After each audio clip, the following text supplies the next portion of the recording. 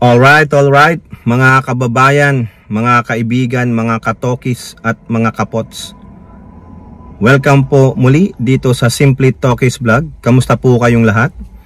Tayo po ay magbibigay ng maiksing komento, opinion at reaksyon sa mga mainit na usaping politika sa ating bansa. No? Maraming salamat po sa patuloy niyong pagsuporta, pagsubaybay at pagtangkilik sa ating mumunting channel. No, pag-usapan natin mga kababayan, ito pong tungkol sa Senado. At ito pong walang kamatayang usapin sa impeachment. No? Wala po tayong magagawa mga kababayan. You have a very partisan Senate. You have a incompetent Senate President. And you have most of the senators are only serving one family. Yun po. Wala po silang pakialam sa kagustuhan ng tao na mayoryang Pilipino na malaman, no, kung ano talaga itong impeachment na ito. Wala po silang pakialam sa kagustuhan ng karamihang Pilipino na malinis ng kanilang tukmol na Vice Presidente ang kanyang pangalan mula sa mga aligasyon ng walang sawang paglustay, ng walang kapararakan ang kanyang pondo sa Office of the Vice President at DepEd. Biruin nyo, ulitin lang natin yung kanyang confidential funds, 612.5 million na hindi tama ang pinaggamitan.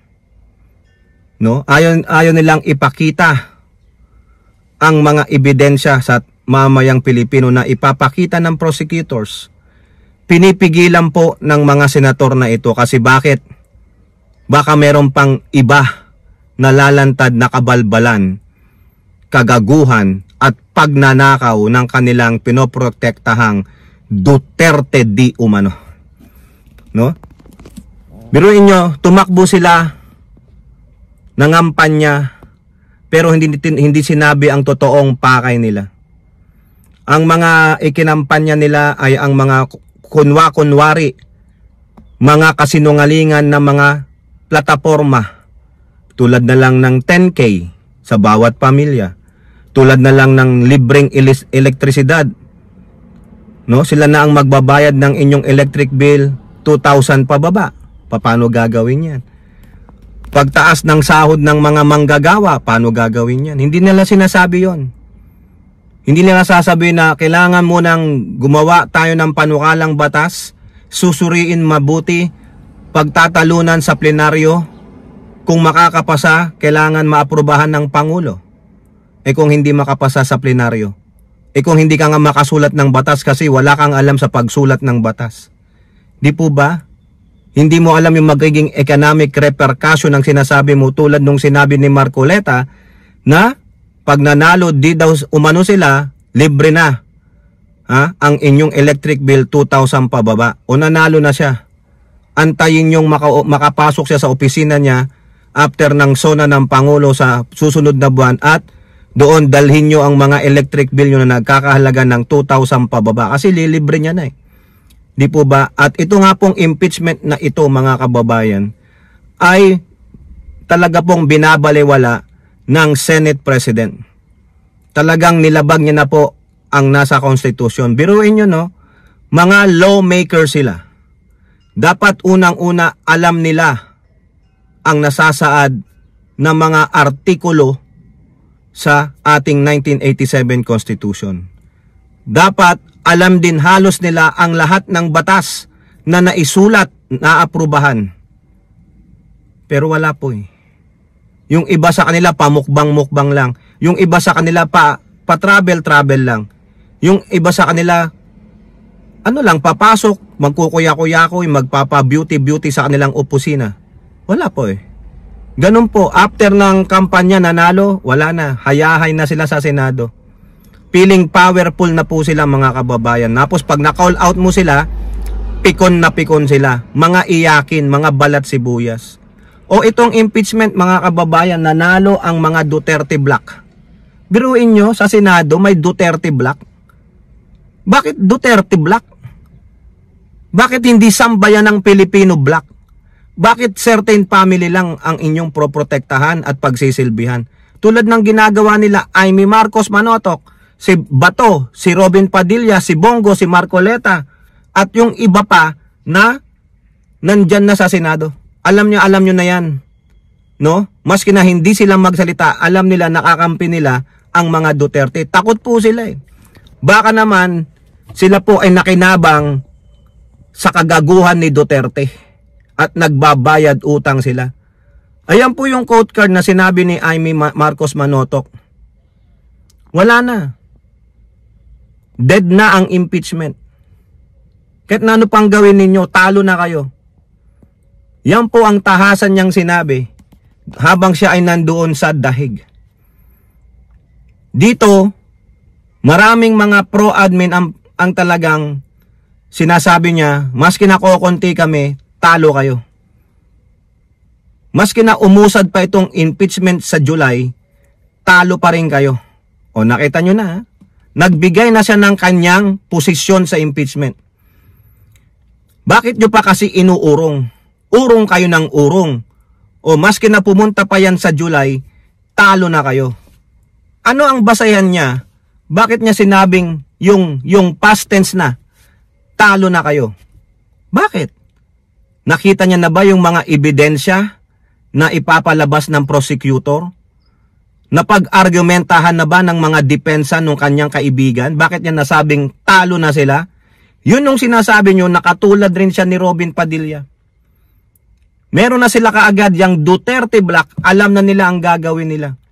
Remember, uulitin natin sa inyo, yung sinabi ni Rodrigo Duterte during the campaign nung nasa Pilipinas pa siya. Manalo lang itong mga senador natin, ligtas na si Inday sa impeachment. So ibig sabihin, pag nanalo yung mga bata ni Digong, which is si Amy Marcos, ang Villar, dalawa na yan, si Marcoleta, talagang pinasok nila. Pinasok talaga nila. Si Bato, si Bongo, yung mga Cayetano at iba pa na mga kakampi ni Digong, makakuha lang siya ng siyam, panalo na sila. More than 9 sila eh. So therefore, itong mga senador, tulad nila Amy, nila Robin, nila Bato, yung iba pa, magkukunwari lang yan na titingin sa mga ebidensya. Magkukunwari lang silang didinggin nila yung mga ebidensyang ipapakita ng prosecutor. Pero ang intention nila, ipahiya ang prosecutors, ipahiya yung HOR. Yun lang po. Dahil wala kaming pakialam sa inyo. Sinimulan nyo to. Ginalaw nyo ang Duterte. Nandito kami, nagtatrabaho kami para sa mga Duterte. Kawawa naman ng sambayan ng Pilipino. Patuloy na nilalapa, ginagago, binabastos ng mga mambabatas na paulit-ulit ninyong niloklok. Ninakawan na kayo. Yung mga pangako nila hindi natupad, pero ganun pa rin. Bakit? Wala na ba kayong makitang matino? Biruin nyo, ilang milyon, bilyon ang hindi maipaliwanag ng inyong Office of the Vice President during the hearing.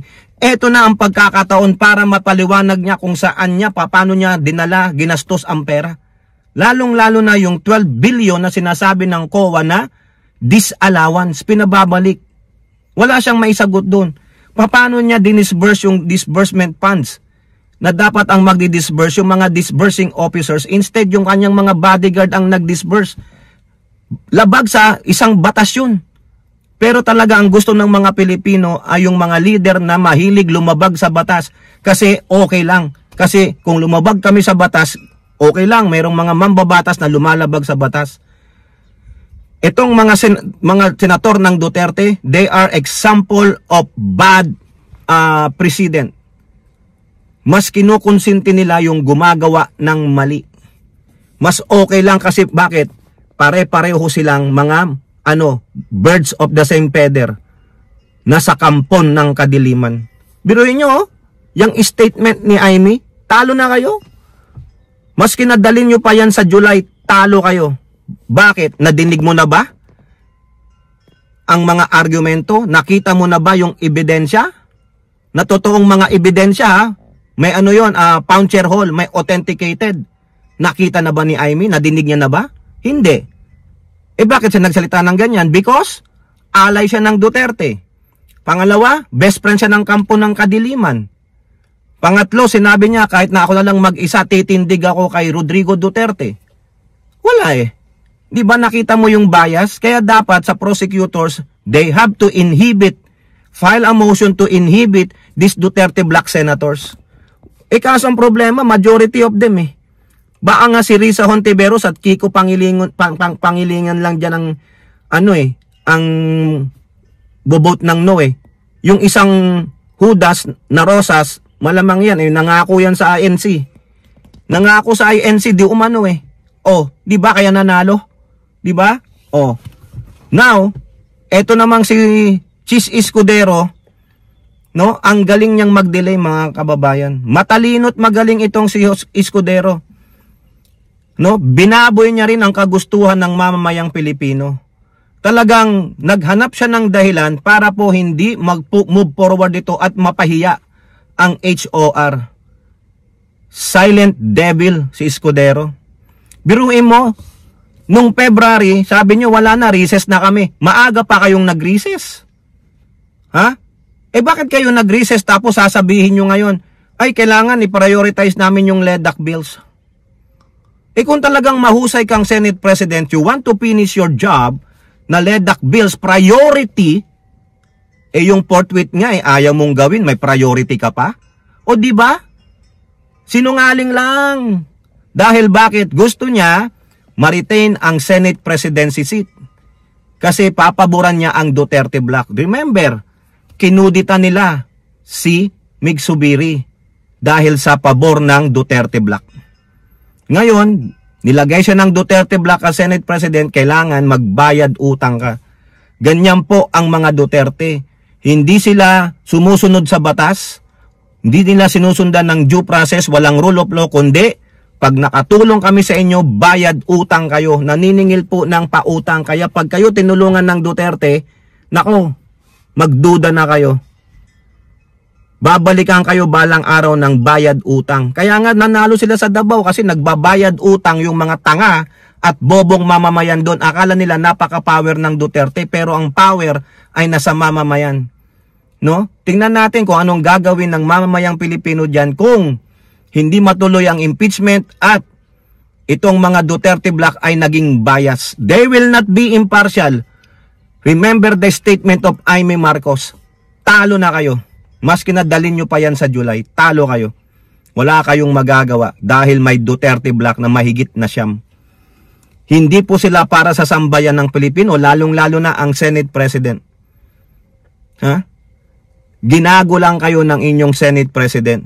Priority daw yung LEDAC bills. Hindi ba priority yung impeachment? Di ba sabi sa Constitution, forthwith, agad-agaran. Ano yung priority? Bakit nyo tinengga yung priority bills na yan nung naka-recess kayo? Tapos ngayon, uunahin mo, loko-loko ka pala eh. Isa ka ring magaling kang mag-orchestrate. Oo. Kaya mga kababayan, tandaan ninyo, pag yan si Escudero, lalaban ulit ng pagka-senator sa 2028, alam nyo na gagawin dyan. Ibasura nyo yan, hindi po yan magtatrabaho para sa bayan. Niloloko lang kayo niyan. Tingnan nyo, tinengga niya ng tinengga. Siya pa ang nag-set ng date para sa schedule ng impeachment trial. June 2nd, sabi niya, sige, presenta nyo na impeachment. Bigla nang binago. Di ba? Ano ka? Lalaki ka ba? Nasaan ang prinsipyo mo? Wala. Kasi bakit? Baka naman, may utang na loob sa mga Duterte. Di ba nakakagago lang? Kayo po, ano pong inyong masasabi? Comment down below and don't forget to like and share. Hope to see you in the next videos. Bye-bye. God bless.